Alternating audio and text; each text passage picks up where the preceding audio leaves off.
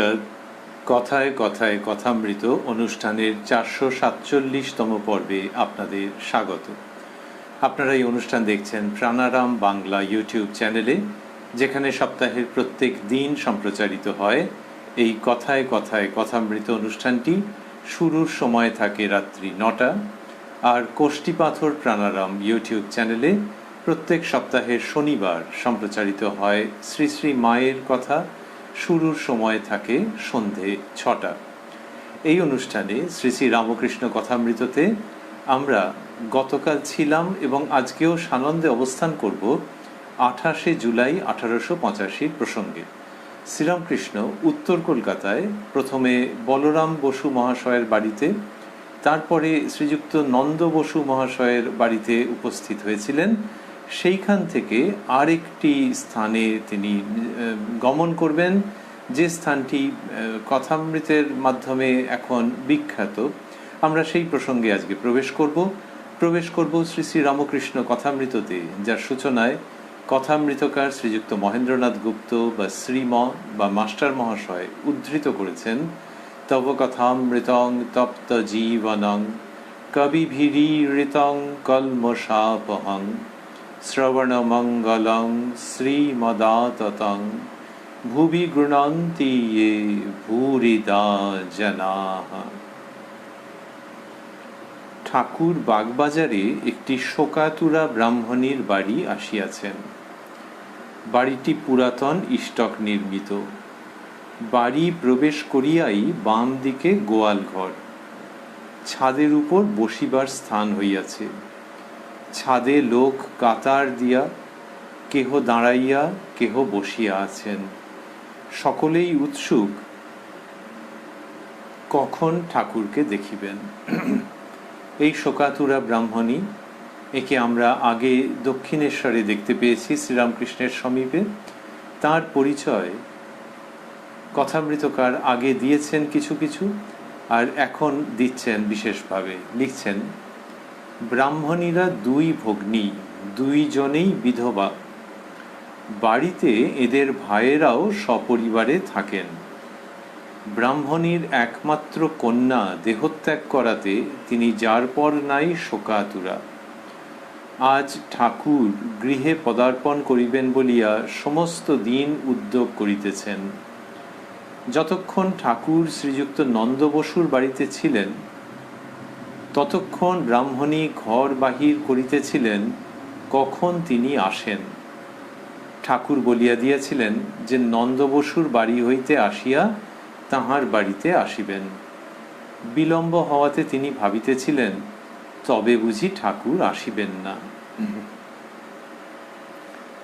এই যে ব্রাহ্মণী, এর প্রসঙ্গ এলো এবং মাস্টারমশাই লিখলেন যে এর একমাত্র কন্যা দেহত্যাগ করাতে তিনি যার পর নাই শোকাতুরা।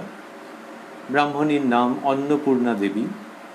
পরবর্তীকালে রামকৃষ্ণ ভাবমণ্ডলে গোলাপ মা রূপে অধিক পরিচিতা তিনি।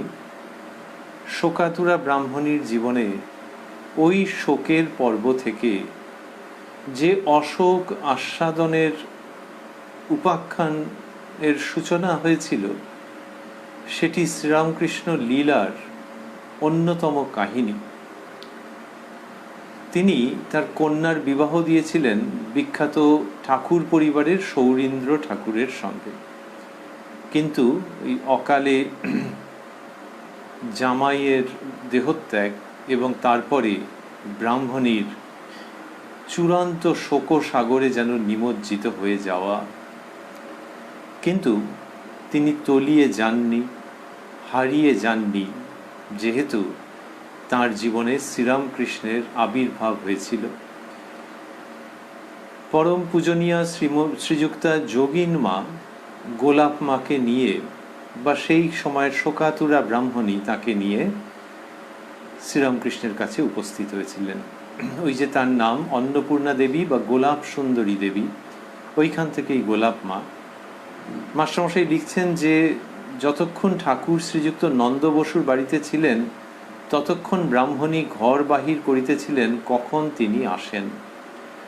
নন্দ বসুর বাড়িতে যে শ্রীরামকৃষ্ণ ছিলেন, আমরা সেই সমস্ত কাহিনী আগে শ্রবণ করেছি কথামৃতের মধ্যে। সেই সময় অনেকটা সময় তো ঠাকুর ছিলেন, ফলে ব্রাহ্মণী খুব ব্যাকুল হয়ে গিয়েছিলেন। নন্দ বসুর বাড়িতে শ্রীরামকৃষ্ণ যে উপস্থিত হয়েছিলেন সেই প্রসঙ্গ তো আমরা কথামৃততে পেয়েছি আগের পর্বে। নন্দ বসু মহাশয়ের বাড়িতে বিভিন্ন দেবদেবীর পট শ্রীরামকৃষ্ণ দর্শন করতে গিয়েছিলেন, করে আনন্দিত হয়েছিলেন। তারপর নন্দ বসুর সঙ্গে কথা হচ্ছিল, তার ভাই পশুপতি বসু ও কথা বলছিলেন, কিন্তু সেই সব কথার মধ্যে কেমন কেমন যেন একটা ভাব ছিল, কেমন সব প্রশ্ন শ্রীরামকৃষ্ণকে করছিলেন, সেগুলো একটু বেখাপ্পা মতো ছিল। মাস্টারমশাই অর্থাৎ কথামৃতকার, তার বোধহয় খুব একটা ভালো লাগেনি, সেটা আমরা একটু পরে দেখব। যদিও শ্রীরামকৃষ্ণ নন্দ বসুর প্রশ্নগুলিকে অসামান্য ধৈর্যের সঙ্গে শ্রবণ করেছেন, সেগুলির যে উত্তর প্রদান করেছেন, তাতে ওই ধরনের প্রশ্ন ভবিষ্যৎকালে যেসব মানুষের থাকবে তাদের ওই প্রশ্নগুলির নিরসন হয়ে যাবে, এই উপাদান রয়েছে। কিন্তু তা হলেও ঠাকুর শ্রীরামকৃষ্ণের সঙ্গে ওইভাবে যে কথা বলেছেন, এটাও একটা ঘটনা। তো যাই হোক, এইবার ঠাকুর যখন আসছেন না, তখন ব্রাহ্মণী ঘর বাহির করিতেছিলেন। মাস্টারমশাই লিখলেন যে কখন তিনি আসেন। এবারে কখন আসবেন এটার জন্য ব্রাহ্মণী ঘর বার করছেন। তো তখন তো আর অন্য কোনো যোগাযোগের মাধ্যম ছিল না, স্বাভাবিকভাবে তিনি বুঝতে পারেননি। আর বললেন, মাস্টারমশাই লিখছেন যে ঠাকুর বলিয়া দিয়াছিলেন যে নন্দ বসুর বাড়ি হইতে আসিয়া তাহার বাড়িতে আসিবেন। বিলম্ব হওয়াতে তিনি ভাবিতেছিলেন তবে বুঝি ঠাকুর আসিবেন না। এইরকম অবস্থা হয়েছে। এই যে অবস্থাটা হয়েছে, খুব লক্ষণীয় যেটি, সেটি হলো যে এই কথাটা কথামৃতকার জানলেন কি করে। তিনি তো ঠাকুরের সঙ্গে গিয়ে উপস্থিত হয়েছেন শোকাতুরা ব্রাহ্মণীর গৃহে, তাহলে ওটা উনি জানলেন কি করে? এর উত্তর হচ্ছে যে মাস্টারমশাই নিশ্চয়ই পরে শুনেছেন যে ব্রাহ্মণীর এরকম অবস্থা হয়েছে, সেইটি শুনে তিনি এরকম বলেছেন। সেটি শুনে তিনি বলেছেন বা লিখেছেন যে ব্রাহ্মণী ঘর বার করছিলেন। আর এই লেখাটির মধ্যে একটি অসামান্য শৈলী রয়েছে। যদি এরকমভাবে লেখা হতো যে মাস্টারমশাই মানে পরে জানিয়াছিলেন যে ব্রাহ্মণী ঘর বাহির করিতেছিলেন, তাহলে একরকম হতো। কিন্তু বর্ণনাটার মধ্যে এমনভাবে এনে দিলেন যে যেন মাস্টারমশাইয়ের দুটি সত্তা, একটি সত্তা ঠাকুরের সঙ্গে আসছিলেন, আরেকটি সত্তা যেন ওই বাড়িতে ছিলেন, শোকাতুরার ব্রাহ্মণী গৃহে ছিলেন এবং দেখছিলেন কি কি ঘটনা ঘটে। যতক্ষণ ঠাকুর শ্রীযুক্ত নন্দ বসুর বাড়িতে ছিলেন, ততক্ষণ ব্রাহ্মণী ঘর বাহির করিতেছিলেন কখন তিনি আসেন। কি সুন্দর করে লেখা, যে যেন ওই বাড়িতেই যিনি রয়েছেন তিনি এটি লিখছেন। বিলম্ব হওয়াতে তিনি ভাবিতেছিলেন তবে বুঝি ঠাকুর আসিবেন না। তো তিনি কি ভাবিতেছিলেন সেই সব মাস্টারমশাই ঠাকুরের সঙ্গে এসেই জেনে গেলেন কি করে? ওই আর কি, পরে জেনেছেন। কিন্তু এখানে রচনার মধ্যে এমন অপূর্বভাবে স্বাভাবিক স্বচ্ছন্দভাবে ওটিকে সংযোজিত করেছেন যে বোঝাই যায় না যে মাস্টারমশাই ওইখানে ওরকম ছিলেন না। এইবার ঠাকুর আসছেন, আমরা খুব শীঘ্রই সেই প্রসঙ্গে আসবো।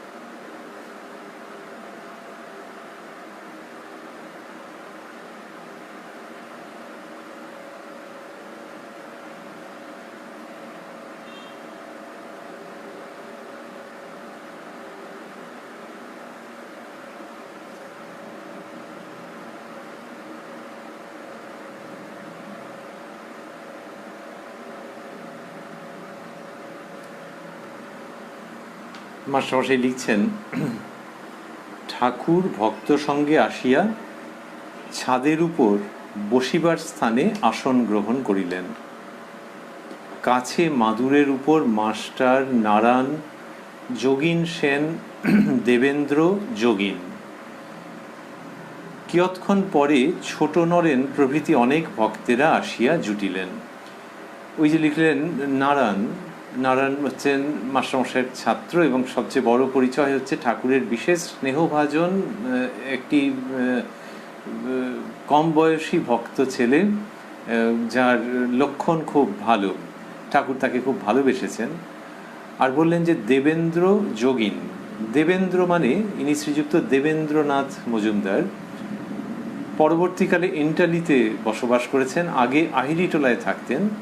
এই সময়টায় মনে হয় আহিরিটোলা থেকে ওই বাগবাজারে শোকাতুরা ব্রাহ্মণীর বাড়িতে গিয়ে উপস্থিত হয়েছেন। এবং মাস্টারমশাই লিখলেন যোগীন, শুধু যোগীন যেখানে লিখছেন, একজন লিখেছেন যোগীন্দ্র সেন, আরেকজন যোগীন। এই দ্বিতীয় যিনি, তিনি উত্তরকালে শ্রীমৎ স্বামী যোগানন্দজি মহারাজ। আর কিয়ৎক্ষণ পরে ছোট নরেন প্রভৃতি অনেক ভক্তেরা আসিয়া জুটিলেন। ছোট নরেন শ্রীযুক্ত নরেন্দ্রনাথ মিত্র, ইনিও শ্রীরামকৃষ্ণের বিশেষ স্নেহভাজন শুদ্ধ সত্য ব্যক্তি, কম বয়সী ভক্ত এবং মাস্টারমশাইয়ের ছাত্র। এরা সব এসেছেন। ব্রাহ্মণীর ভগ্নী ছাদের উপর আসিয়া ঠাকুরকে প্রণাম করিয়া বলিতেছেন, দিদি এই গেলেন নন্দবসুর বাড়িতে খবর নিতে, কেন এত দেরি হচ্ছে, এতক্ষণে ফিরবেন। আহা, তার কি অবস্থা যে তিনি নন্দবসুর বাড়িতে হন্তদন্ত হয়ে গেছেন, যে ঠাকুরের কেন এত দেরি হচ্ছে, তো এইবার তিনি ফিরবেন এই কথা লিখছেন, এই কথা বলছেন। ব্রাহ্মণীর ভগিনী তিনি ছাদের উপরে গিয়ে, এরা ওই যে দুই বোন, তো শ্রীরামকৃষ্ণ সেটা মাস্টারমশাই আগেই উল্লেখ করেছেন। তা ওই তার দিদি, তার ছোট বোন ওটি বললেন যে নন্দবসুর বাড়িতে দিদি গেছেন খবর নিতে এবং যে কেন এত দেরি হচ্ছে, এতক্ষণে ফিরবেন, এরকম বললেন। তারপরে মাস্টারমশাই লিখছেন, নিচে একটি শব্দ হওয়াতে তিনি আবার বলিতেছেন, ওই দিদি আসছেন। এই বলিয়া তিনি দেখিতে লাগিলেন, কিন্তু তিনি এখনো আসিয়া পৌঁছেন নাই। তার মানে একটা কীরকম একটা পরিবেশ তৈরি হয়ে গেছে যে শোকাতুরা ব্রাহ্মণী যিনি, সেই তিনি আসবেন, নন্দবসু বাড়িতে গেছেন হন্তদন্ত হয়ে, এদিকে আবার ঠাকুর শ্রীরামকৃষ্ণ এসে উপস্থিত হয়েছেন। স্বাভাবিকভাবেই তার ছোট বোন তিনি ব্যস্ত হয়েছেন যে দিদি নেই অথচ ঠাকুর এসে গেছেন। তাহলে আমরা বলি যে এখনকার ভাষায় বা ইংলিশে অনেক সময় আমরা বলি যারা এম্বারাসিং অবস্থা, যে কি করবেন এইরকম যে একটা এম্বারাসিং অবস্থা হচ্ছে, সেইখানে শ্রীরামকৃষ্ণ কি করছেন দেখব।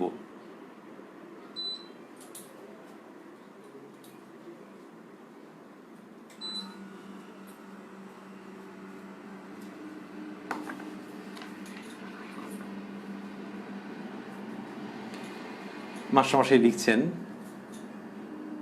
আবার এই এম্বারাসমেন্টটা আরেকটুখানি বেশি। এম্বারাসমেন্ট মানে আমরা ওই অর্থে ভাবছি। তো মাস্টারমশাই এবার মাস্টারমশাই লিখেছেন যে ওই ওর ছোট বোন সম্পর্কে, যে নিচে একটি শব্দ হওয়াতে তিনি আবার বলিতেছেন, ওই দিদি আসছেন। এই বলিয়া তিনি দেখিতে লাগিলেন, কিন্তু তিনি এখনো আসিয়া পৌঁছেন নাই। তাহলে এরকম যে দিদি আসেননি, আর এরকম একটা অবস্থা হয়েছে যে ছাদে কত লোক বসে আছেন। মাস্টারমশাই যেটি লিখেছেন যে তিনি লিখছেন ওইখানে যে ছাদে লোক কাতার দিয়া, কেহ দাঁড়াইয়া কেহ বসিয়া আছেন। তাহলে এইরকম একটা অবস্থা, অথচ যার প্রার্থনায় শ্রীরামকৃষ্ণের আগমন তিনি আসেননি, একটা কীরকম এম্বারাসমেন্ট। এবং যিনি এসেছেন অনেক সময় কি হয় যে এই রে আসছে না সে, এরকম এখনকার দিনে মানুষে অনেক সময় ঘড়ি টড়ি দেখে, মোবাইল দেখে যে আসছে না, তাহলে কি চলে যাব না কি, এরকম একটা হতে পারে সাধারণ লৌকিক ক্ষেত্রে।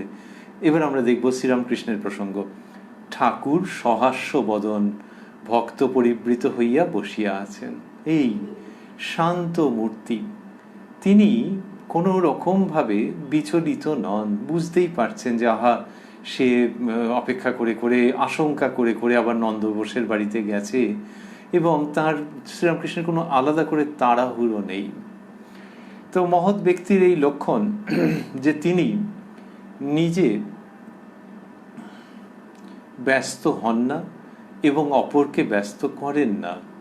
শ্রীরামকৃষ্ণের মধ্যে দিয়ে সেই স্বভাবটি দেখতে পাচ্ছি আমরা, বললে খুব কম বলা হয়। ওই যে উক্তি, তার অন্যতম দৃষ্টান্তস্থল শ্রীরামকৃষ্ণ। তাকে দেখলে ওই উক্তির তাৎপর্য কতকটা বুঝতে পারা যায়, বা তার অপূর্ব জীবন লীলার কথা শ্রবণ করলে। তো ঠাকুর সহাস্যবদন ভক্ত পরিবৃত হইয়া বসিয়া আছেন, তার কোনো আক্ষেপ নেই, কোনো অভিযোগ নেই, কিছু নেই। কেউ যদি ভাবেন যে অভিযোগ কেন, তাও মানুষের অনেক সময় হয়তো অধৈর্য হয়ে যায় যে আমি তো আসবো, আবার সে ওখানে কেন ছুটে ছুটে গেল, এরকম কিছু নেই। ঠাকুর সহাস্যবদন ভক্ত পরিবৃত হইয়া বসিয়া আছেন। এই যে মাস্টারমশাই এটি লিখছেন, এই বাক্যটি ভারী চমৎকার, যে ভক্তেরা চারিদিকে রয়েছেন আর ঠাকুরের সহাস্যবদন, তার এই মুখের হাসি, এই বিমল প্রসন্নতা মাখা হাস্য, এটি অপূর্ব। জগতের কিছুই তাকে বিচলিত করতে পারে না। আমরা রয়েছি 28শে জুলাই 1885, যখন শ্রীরামকৃষ্ণের গলরোগের সূত্রপাত কিন্তু হয়ে গেছে, কিন্তু ওগুলো শরীরের ব্যাপার, তার মনটা সেটা তো অন্য রকম। সেই জন্যই তো জীবন লীলা বলা হচ্ছে। তা তিনি ভক্ত পরিবৃত হয়ে সহাস্য বদনে বসে আছেন মাস্টার দেবেন্দ্রের প্রতি। কি চমৎকার দৃশ্য! ছেলে, বুড়ো, পুরুষ, মেয়ে কাতার দিয়ে দাঁড়িয়ে রয়েছে, সকলে কত উৎসুক একে দেখবার জন্য আর এর কথা শোনবার জন্য। তা এটা মাস্টারমশাই দেবেন্দ্রবাবুকে বলছেন যে কি চমৎকার দৃশ্য। এরা সব রয়েছে, ছেলে, বুড়ো, পুরুষ, মেয়ে কাতার দিয়ে দাঁড়িয়ে রয়েছে, অনেকে দাঁড়িয়ে, আবার অনেকে বসে, সকলে কত উৎসুক একে দেখবার জন্য আর এর কথা শোনবার জন্য। এটা দেখে মাস্টারমশাইয়ের খুব ভালো লাগছে। সেই সঙ্গে আরেকটি কথাও মনে হয় তিনি বলেছিলেন, কারণ এরপরেই দেখছি দেবেনবাবু বা দেবেন্দ্রবাবু শ্রীরামকৃষ্ণকে বলছেন। মাস্টারমশাই লিখছেন, দেবেন্দ্র শ্রীরামকৃষ্ণের প্রতি। মাস্টারমশাই বলছেন যে এ জায়গাটি নন্দবোসের চেয়ে ভালো জায়গা, এদের কি ভক্তি। এই হচ্ছে মাস্টারমশাইয়ের ব্যাপার, যে তার একটু ওরকম মনে হয়েছে।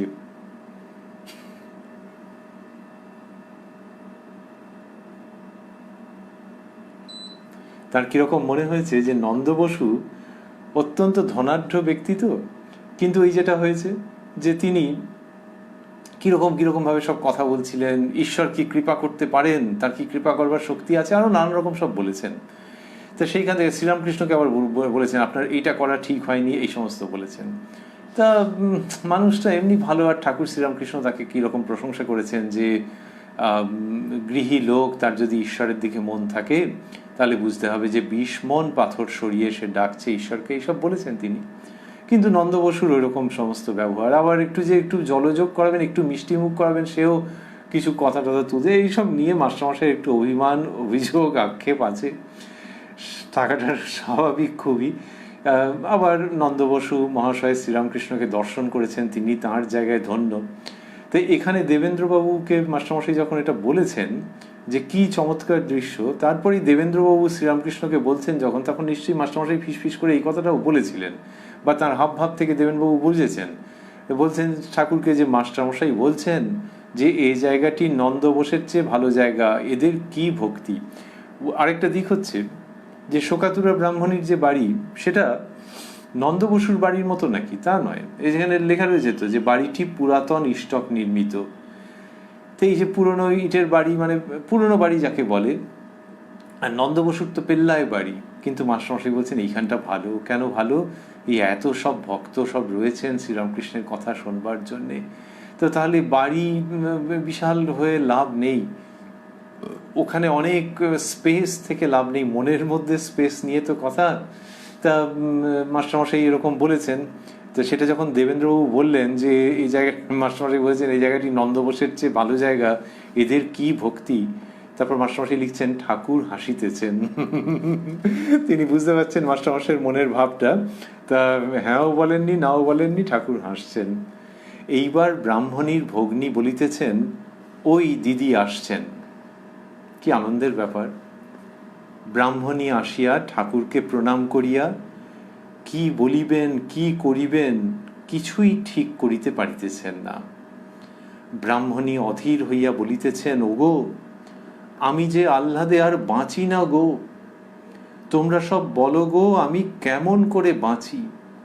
ওগো আমার চণ্ডী যখন এসেছিল সেপাই শান্ত্রী সঙ্গে করে, আর রাস্তায় তারা পাহারা দিচ্ছিল, তখন যে এত আহ্লাদ হয়নি গো। ওগো চণ্ডীর শোক এখন একটুও আমার নাই। মনে করেছিলাম তিনি যেকালে এলেন না, যা আয়োজন করলুম সব গঙ্গার জলে ফেলে দেব, আর ওর সঙ্গে আলাপ করব না। যেখানে আসবেন একবার যাব, অন্তর থেকে দেখব, দেখে চলে আসব। কত মনোরম উক্তি করছেন তিনি, আর বলছেন আহ্লাদে আর বাঁচি না গো, তোমরা সব বলো গো আমি কেমন করে বাঁচি। বলে মেয়ের নাম নিলেন। ওগো আমার চণ্ডী যখন এসেছিল সেপাই শান্ত্রী সঙ্গে করে, সিকিউরিটির লোকজন সব ছিল, ঠাকুর বাড়ির ব্যাপার তো, আর রাস্তায় তারা পাহারা দিচ্ছিল, তখন যে এত আহ্লাদ হয়নি গো। তাহলে মেয়ে এসেছে আর রাস্তায় সব সেপাই শান্ত্রী পাহারা দিচ্ছে, সে তো মায়ের বিশাল গর্বের ব্যাপার, কিন্তু এইরকম আনন্দ হয়নি গো। ব্রাহ্মণী বলছেন, শোকাতুরা বলা হয়, কিন্তু ইনি আসলে শোকোত্তীর্ণা। সেই মাস্টারমশাই যখন দেখেছেন তখন শোকাতুরা ব্রাহ্মণী। এখন কেন আমরা বলবো, আমরা বলি অনেক সময় বোঝাবার জন্য, কিন্তু আসলে শোকোত্তীর্ণা ব্রাহ্মণী। তো তিনি বলছেন যে তখন যে এত আহ্লাদ হয়নি গো। ওগো চণ্ডীর শোক এখন একটুও আমার নাই। এখন নিজের কন্যা, তার পুত্রও গত হয়েছে, পুত্র কন্যা জামাতা গত হয়েছে, তাহলে এর কতটা দুঃখ। কিন্তু সেইখানে ওই মেয়ের নাম নিচ্ছেন, নিয়ে বলছেন যে চণ্ডীর শোক এখন একটুও আমার নাই। তাহলে নিজের ছেলে বা নিজের মেয়ে তার নাম নিয়ে যখন কেউ বলছেন, তাহলে বুঝতে হবে যে কি বিপুল আনন্দ হয়েছে। আনন্দ তো হয়েছেই বোঝা যাচ্ছে, কিন্তু তাই বলে সন্তানের যে শোক, সেটি কি চারটিখানি কথা লোকে বলে যে সব ভোলা যায় না, ওগুলোর আর কোনো রিপ্লেসমেন্ট হয় না ওই সব ক্ষেত্রে। কিন্তু ইনি নিজের মেয়ের নাম নিয়ে বলছেন, ওগো চণ্ডীর শোক এখন একটুও আমার নাই।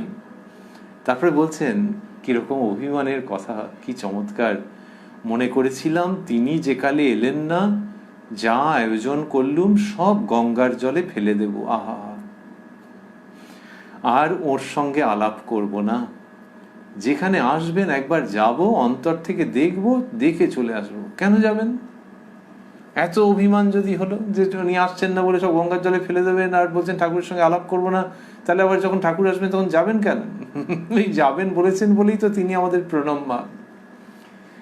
এটা অভিমান যে ঠাকুর না এলে এই করব। কিন্তু তখন বলছেন না যে অন্যরকম, বলছেন যে ওই যাব, গিয়ে অন্তর থেকে দেখবো, দেখে চলে আসবো। অন্তর থেকে দেখবো মানে কাছাকাছি যাব না, যাতে উনি আমায় দেখতে না পান। এইরকম একটা ইঙ্গিত রয়েছে যে দূর থেকে দেখবো, অন্তর থেকে দেখবো, দেখে চলে আসবো, আর নয়। তাহলে যাবেন কেন? ওইটাই তো ঠাকুর বলছেন যে ভক্ত সেরকম যারা, তারা কিরম জানো, খানদানি চাষা।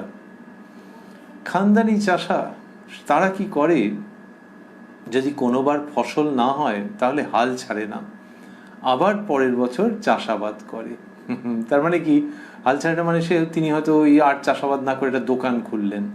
কিন্তু খানদানি চাষা যদি হয়, পরিবারের মধ্যে আছে ওই ব্যাপারটা, কৃষিকাজ ওইটা নিয়েই থাকেন, খানদানি এরা।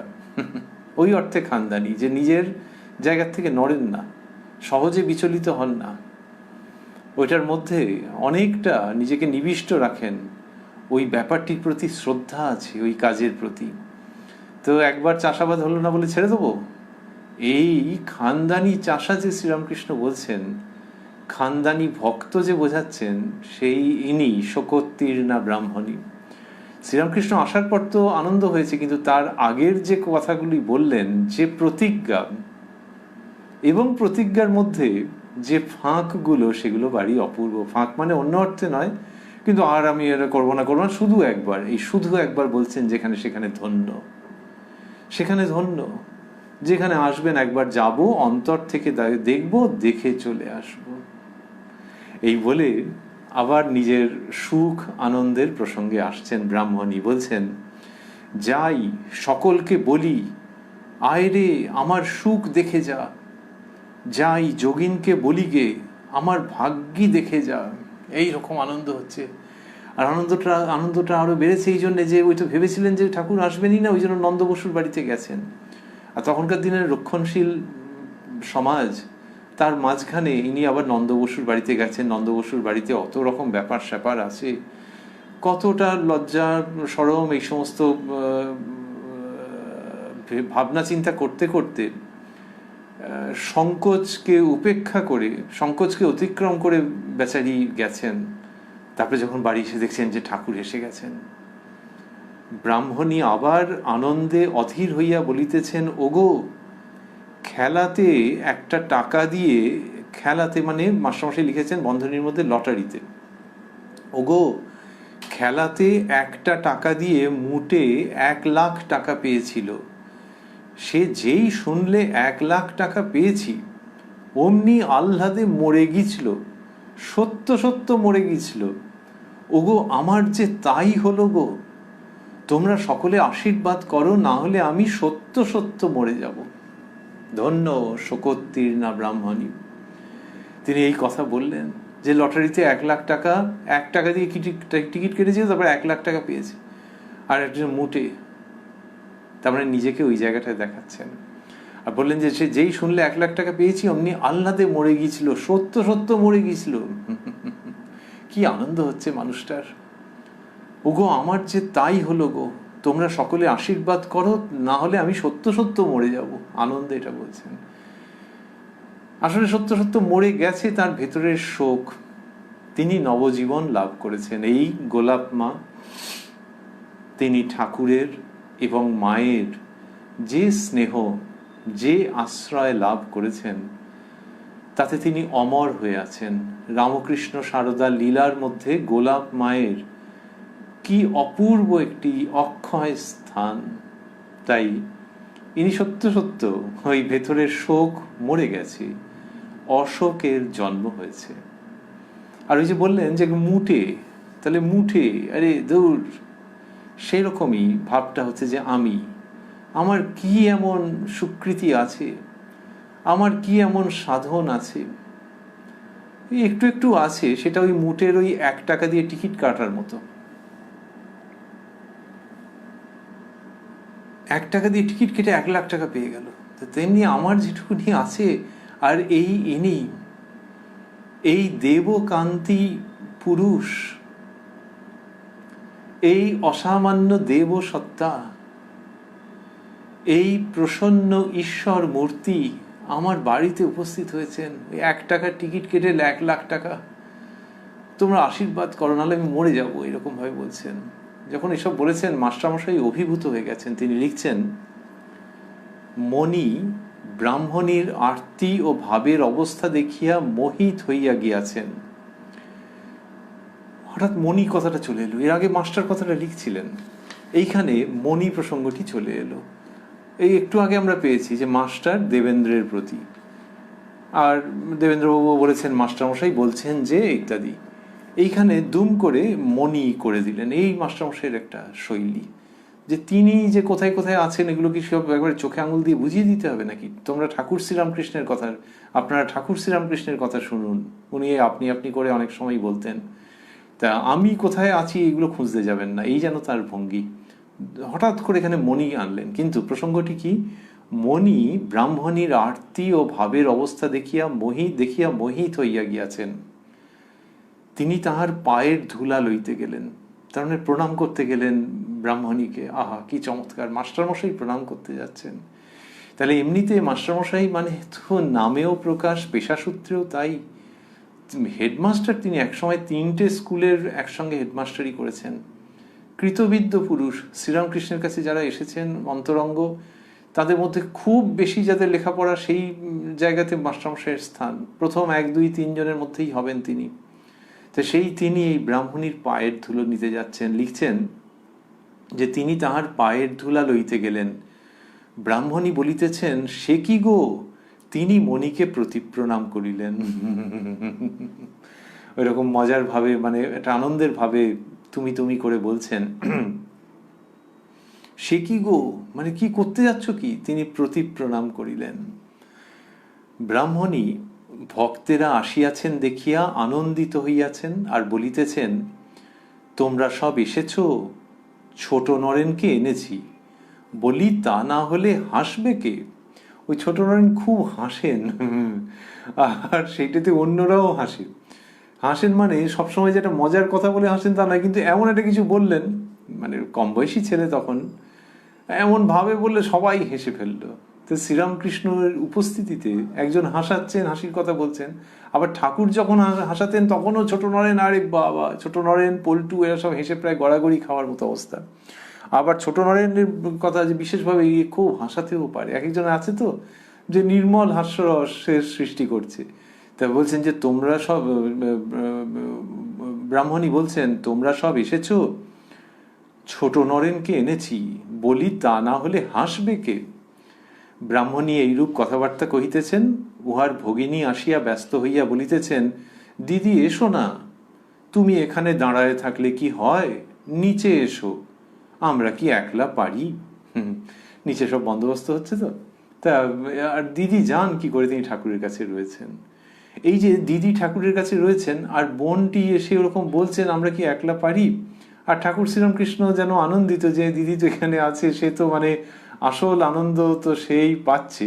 ওরা যে করছে খাবার দাবার ইত্যাদি বন্দোবস্ত, সেটাও খুব প্রয়োজনীয়, কিন্তু দিদি একেবারে আসল জায়গাটা, দিদি মানে বক্তব্য হচ্ছে যে দিদি কার্যে অবহেলা করে না, কিন্তু এখন ঠাকুরকে ছেড়ে যাবে কোথায়, এই যে ঘটনাটা, এইটার সম্বন্ধে পরে আবার ঠাকুর এবং মাস্টারমশাইয়ের সঙ্গে কথোপকথন আছে, সেটা হয়তো পরবর্তী কোনো একটি পর্বে আমরা শুনবো। তো এখানে উনি এরকম এসে বললেন, মাস্টারমশাই লিখছেন, ব্রাহ্মণী আনন্দে বিভোর, ঠাকুর ও ভক্তদের দেখিতেছেন, তাদের ছেড়ে যেতে আর পারেন না, তাদের ছেড়ে যেতে আর পারেন না। এইরূপ কথাবার্তার পর ব্রাহ্মণী অতিশয় ভক্তি সহকারে ঠাকুরকে অন্য ঘরে লইয়া গিয়া মিষ্টান্নাদি নিবেদন করিলেন। ভক্তেরাও ছাদে বসিয়া সকলে মিষ্টমুখ করিলেন। এরকম হলো। এই যে ব্রাহ্মণী অন্য ঘরে নিয়ে গেছেন, তো কেন নিয়ে গেলেন? ওই যে ছাদে, তো সেখানে অন্যরা মিষ্টমুখ করেছেন ছাদে বসে, ঠাকুরকে নিয়ে গেছেন, কিন্তু এই ঠাকুরকে আলাদা করে এটা নিয়ে গিয়ে একটুখানি কিছু খাওয়ানো হবে, এটা ঠাকুর খুব একটা পছন্দ করতেন না বলেই মনে হয়। পরেও আছে ঘটনা সেরকম, হয়তো আমরা খুব শীঘ্রই সেটি দেখব।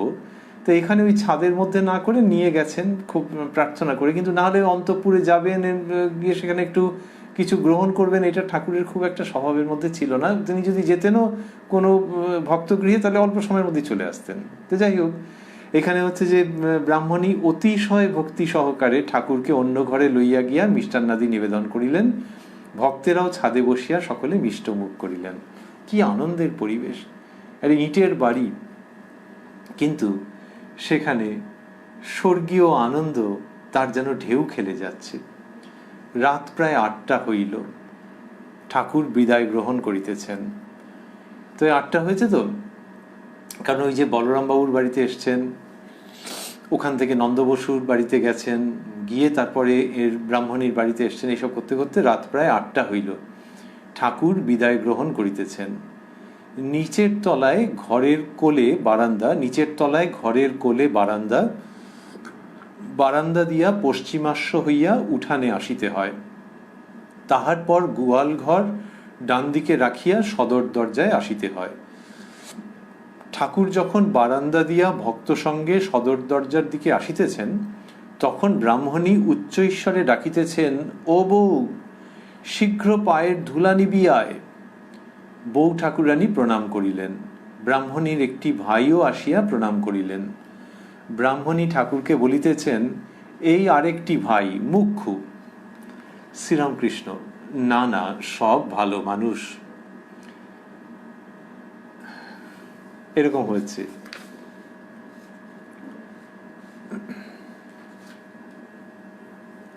একজন সঙ্গে সঙ্গে প্রদীপ ধরিয়া আসিতেছেন। আসিতে আসিতে এক জায়গায় তেমন আলো হইল না। ওই প্রদীপ নিয়ে আসছেন তো, আর ওই যে রাত্রি 8টা বেজে গেছে, রাত প্রায় 8টা হইল, 8টার কাছাকাছি। তা ওই প্রদীপ নিয়ে আসছেন, এখন প্রদীপ নিয়ে এলে তো সব জায়গাটা সমানভাবে হয়তো আলো হচ্ছে না, তো একজন সঙ্গে সঙ্গে প্রদীপ ধরিয়ে আসিতেছেন, আসিতে আসিতে এক জায়গায় তেমন আলো হইল না। ছোট নরেন উচ্চ ঈশ্বরে বলিতেছেন, পিদ্দিম ধরো, পিদ্দিম ধরো, মনে করো না যে পিদ্দিম ধরা ফুরিয়ে গেল। সকলের হাস্য। এইরকম ছোট নরেন করে থাকেন, যে যেন পিদ্দিম যে ধরেছে সে একটু ফাঁকি মারবে, ভাবছিল না না এখনো অনেক কাজ আছে, ডিউটি আছে। তো এইরকম ভাবে বলেছেন। ছোট নরেন উচ্চ ঈশ্বরে বলিতেছেন, পিদ্দিম ধরো, পিদ্দিম ধরো, মনে করো না যে পিদ্দিম ধরা ফুরিয়ে গেল। সকলের হাস্য। এইবার ওই সকলে হাসছেন, ওই জন্যই শোক উড়ে যাচ্ছে। শ্রীরামকৃষ্ণের উপস্থিতিতে এই পরিবেশ সৃষ্টি হচ্ছে। ছোট নরেন যা বলছেন এটা কি একটা খুব আলাদা উদ্ভাবন? না, বলছেন ঠাকুরের কৃপায় এসব হচ্ছে। আনন্দের হিল্লোল কল্লোল বয়ে যাচ্ছে। এইবার গোয়াল ঘর। ব্রাহ্মণী ঠাকুরকে বলিতেছেন, এই আমার গোয়াল ঘর। গোয়াল ঘরের সামনে একবার দাঁড়াইলেন, চতুর্দিকে ভক্তগণ। মণি ভূমিষ্ঠ হইয়া ঠাকুরকে প্রণাম করিতেছেন ও পায়ের ধুলা লইতেছেন। এইবার ঠাকুর গনুর মার বাড়ি যাইবেন। ওই যে গোয়াল ঘরের সামনে ঠাকুর দাঁড়ালেন, চারদিকে ভক্তেরা রয়েছেন, তখন মাস্টারমশাই ভূমিষ্ঠ হয়ে ঠাকুরকে প্রণাম করছেন ও পায়ের ধুলা নিচ্ছেন। তো মাস্টারমশাই কি এবার বাড়ি চলে যাবেন? তা নয়, এরপর ঠাকুর শ্রীযুক্তা গনুর মার বাড়িতে যাবেন, মাস্টারমশাইও সেখানে যাবেন। কিন্তু ওইখানে মাস্টারমশাই ঠাকুরকে প্রণাম করছেন। দেবতা আবির্ভূত হয়েছেন, নয়ন সম্মুখে তার দর্শন। তো তাকে যতবারই প্রণাম করা যাক না কেন, পাদস্পর্শ করা যাক না কেন, মনে হয় যেন যথেষ্ট হলো না। তো মাস্টারমশাই ওখানে প্রণাম করলেন, করে পায়ের ধুলো নিলেন। এইবার ঠাকুর গনুর মার বাড়ি যাবেন, যেটি সেই প্রসঙ্গটি ওই 28 জুলাই 1885, বেশ রাত্রির হয়েছে, তবুও শ্রীরামকৃষ্ণ যাবেন, কথা দিয়েছেন। সেই প্রসঙ্গটি ঠাকুর শ্রীরামকৃষ্ণেরই কৃপা সাপেক্ষে আমরা শুনব আগামীকাল এই কথায় কথায় কথামৃত অনুষ্ঠানে, প্রাণারাম বাংলা ইউটিউব চ্যানেলে, যেখানে সপ্তাহের প্রত্যেক দিন সম্প্রচারিত হয় এই অনুষ্ঠানটি। শুরুর সময় থাকে রাত্রি 9টা।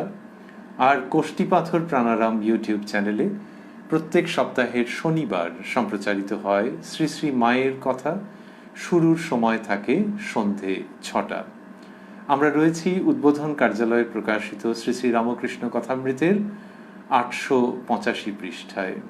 রয়েছি শ্রীরামকৃষ্ণের পূত সান্নিধ্যে।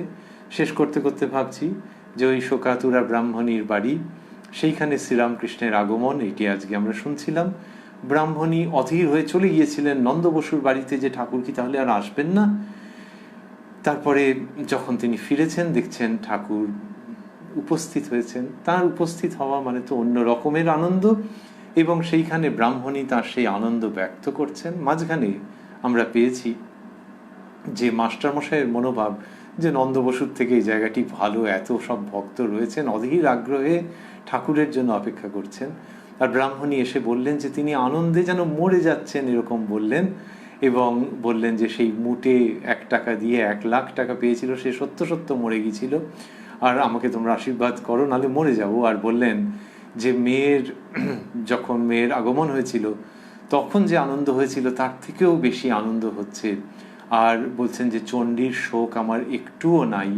এই সমস্ত প্রসঙ্গ আমরা পেয়েছি। আর পেয়েছি যে ঠাকুর যখন চলে আসছেন তখন কি হলো, যে ওই নিচে দাঁড়িয়ে তিনি, তার আগে ছোট নরেন একটু মজা করলেন, সেই নিয়ে সকলে হাসলেন। আর তারপরে ঠাকুর এসে গোয়াল ঘরের সামনে দাঁড়ালেন, চতুর্দিকে ভক্তগণ মণি ভূমিষ্ঠ হইয়া ঠাকুরকে প্রণাম করিতেছেন ও ঠাকুরের পায়ের ধুলা লইতেছেন। এইরকম যে জায়গা, এটিতে শেষ করতে করতে আমরা ভাবছি যে আচ্ছা ঠাকুর কি বললেন? কই কিছু তো মাস্টারমশাই দেননি, যে ঠাকুর ওখানে দাঁড়িয়ে কি বসে অনেক ধর্মের কথা বললেন, কই সেরকম তো কিচ্ছু নেই। তাহলে এত আনন্দ কেন? ওই উপস্থিতি মাত্র। শ্রীরামকৃষ্ণের কথা গোলাপ মা জানেন, ওই আগে দক্ষিণেশ্বরে গেছেন, কিন্তু তাও তো এমন নয় যে ঠাকুর একবারে বিরাট দর্শনের কথা বলেছেন, সেটা আমরা কোনো সূত্রে সেটা পাই না, সেরকমভাবে কোথাও লিখিত নেই। কিন্তু ওই ঠাকুর ধর্ম প্রসঙ্গই করেন, ধর্মের ভাবের মধ্যেই থাকেন, এবং সেইখান থেকে কীরকম একটা অদ্ভুত ভাবান্তর হয়ে গেছে, হয়ে চলেছে এই ব্রাহ্মণীর, এবং এইখানে আমরা দেখছি যে তার বাড়িতে শুভাগমন করেছেন শ্রীরামকৃষ্ণ, সেইখানে তিনি হয়তো অল্প অল্প কথা কিছু বলেছেন, কিন্তু মাস্টারমশাই সেগুলো কিছু দেননি। তো তাহলে এতটা যে তার এরকম আবেগ উচ্ছ্বাস, এবং এই গনুর মার বাড়িতে যে শ্রীরামকৃষ্ণ যাবেন, সেখানেও ব্রাহ্মণী উপস্থিত হবেন, সেখানেও তার কথা আমরা পাবো। এই যে আনন্দ, শ্রীরামকৃষ্ণের উপস্থিতি মাত্র এই আনন্দ হচ্ছে। বলা হয়, আমাদের শাস্ত্রে আছে যে মহাপুরুষের লক্ষণ কিরকম, যে বসন্তের যে হাওয়া সেই রকম তারা, যে বসন্তের হাওয়া যখন বইছে তখন কি আনন্দ হয়। এই আনন্দটা কি করে হচ্ছে, গায়ে হাওয়া লাগছে, তো সে ফ্যান চালিয়ে এসিতে হয়তো, এখন তখনকার দিনে এসি ছিল না, কিন্তু যে নানানভাবে তো হাওয়া হতে পারে, গায়ে হাওয়া লাগতে পারে, কেউ হাওয়া করতে পারে ভালো পাকা দিয়ে, কিন্তু বসন্তের যে হাওয়া, সেই রকমভাবে মানুষের হিতের জন্যে মহাপুরুষেরা ভ্রমণ করে থাকেন। তাদের উপস্থিতি মানেই হচ্ছে বসন্ত পবন, বসন্তানীল বলা হয়। তো এই শ্রীরামকৃষ্ণ যে মাসই হোক না কেন, বছরের যে সময়ই হোক, দিনের বেলা বিকেলবেলা সন্ধেবেলা যে সময়ই হোক, তিনি ওই বসন্তের হাওয়ার মতো, বসন্ত পবনের মতো তার উপস্থিতিতেই আনন্দের রেশ শুরু হয়, আনন্দের ঢেউ খেলতে থাকে, আনন্দের তরঙ্গ উৎপন্ন হয়। সেই শ্রীরামকৃষ্ণ যার উপস্থিতিতে আনন্দ চারিদিকে সঞ্চারিত হচ্ছে, বায়ু প্রবাহিত হয়, তো শ্রীরামকৃষ্ণের উপস্থিতিতে সেই বসন্ত বায়ু প্রবাহিত হচ্ছে এবং মানুষজন বিমল আনন্দে উদ্বোধিত হয়ে উঠছেন। এই শ্রীরামকৃষ্ণ ওই ব্রাহ্মণীর গোয়াল ঘরটির সামনে দাঁড়িয়েছেন, চতুর্দিকে ভক্তগণ, মাস্টারমশাই ভূমিষ্ঠ হয়ে ঠাকুরকে প্রণাম করে তার পায়ের ধুলো নিচ্ছেন। এই দৃশ্যটি মনে অঙ্কিত করে আজকের অনুষ্ঠানের শুভ সমাপন করতে চাইব আমরা। ওম নিরঞ্জনং নিত্যম অনন্ত রূপং ভক্তানুকম্পাধৃত বিগ্রহং বৈ ঈশাবতারং পরমেশমিড্যং তং রামকৃষ্ণং শিরসা নমামঃ।